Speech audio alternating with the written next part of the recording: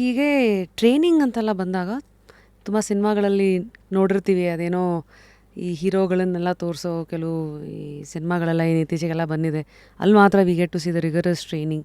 So ನೀವೆಲ್ಲ training ಹೋದಾಗ ಹೇಗಿತ್ತು ಸರ್? ಹೌದು, ಟ್ರೈನಿಂಗ್ ಮಾತ್ರ ಎಲ್ಲ ಕಡೆ ಎಲ್ಲಿ ಹೋದ್ರೂ. ಈಗ Indian military academy, officers training academy Chennai, ಆಮೇಲೆ officer training academy Gaya Bihar. So 3 ಜಾಗಗಳಿದ್ದಾವೆ ಮೇಯ್ನು.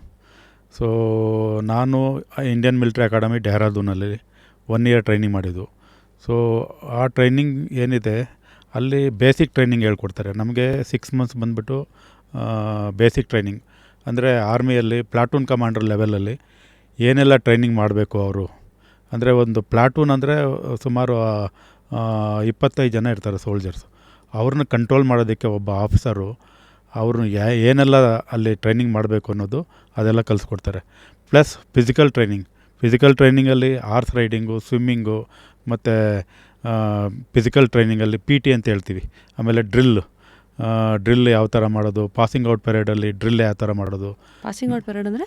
ಪಾಸಿಂಗ್ ಔಟ್ ಅಂದರೆ ನಾವು ಟ್ರೈನಿಂಗ್ ಮುಗಿದ ನಂತರ 1 ವರ್ಷ ಟ್ರೈನಿಂಗ್ ಮುಗಿದ ನಂತರ ಆ ಪಾಸಿಂಗ್ ಔಟ್ ಪೆರೇಡ್ ಮಾಡ್ತಾರೆ. ಅಲ್ಲಿ ಬಂದುಬಿಟ್ಟು ಒಂದು ವರ್ಷ ಟ್ರೈನಿಂಗ್ ಆದಮೇಲೆ ಅಲ್ಲಿ ನಾವೇನು ಹೇಳ್ತೀವಿ ಅಂದರೆ ಕಸಮ್ ಪೆರೇಡ್ ಅಂತ ಹೇಳ್ತೀವಿ. Kasam parade plus passing out ಅಂತ ಹೇಳ್ತೀವಿ. ಆವಾಗೇನಾಗುತ್ತೆ, ಅವ್ರದ್ದು 1 ವರ್ಷ ಟ್ರೈನಿಂಗ್ ಆದಮೇಲೆ ಪರೇಡ್ ಆದಮೇಲೆ ಅಲ್ಲಿ ನಾವು ಒಂದು ಶಪಥ ಗ್ರಹಣ ಮಾಡ್ತೀವಿ. ನಾವು ಈವನ್ ಪೊಲೀಸ್ ಅಕಾಡೆಮೀಸಲ್ಲಿ ಆಗಲಿ, ಯಾವುದೇ IAS ಅಕಾಡೆಮಿಲೇ ಆಗಲಿ, ಅದು ಶಪಥ ಗ್ರಹಣ ಮಾಡ್ತಾರೆ. ನಾವು ಯಾವಾಗಲೂ ದೇಶ ಸೇವೆ ಮಾಡ್ತೀವಿ, ಎಲ್ಲಿ ಹೋಗೋದಕ್ಕೂ ನಾವು ತಯಾರಿರ್ತೀವಿ, ಏನೇ ಚಾಲೆಂಜ್ ಬಂದರೂ ನಾವು ಅದನ್ನು ಎದುರಿಸ್ತೀವಿ ಅಂತ ಒಂದು ಅಟೆಸ್ಟೇಷನ್ ಮಾಡ್ತೀವಿ. ಸೊ ಆ ಪೀರಿಯಡ್ ಆದಮೇಲೆ ನಂತರ ಅವರು ಆಫೀಸರ್ ಆಗಿ ಕನ್ವರ್ಟ್ ಆಗ್ತಾರೆ, ಲೆಫ್ಟಿನೆಂಟ್ ಆಗಿ.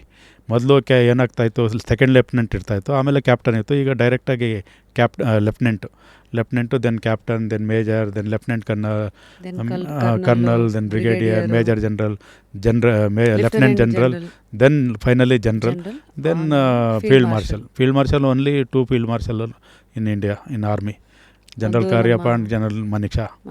ಹೌದು.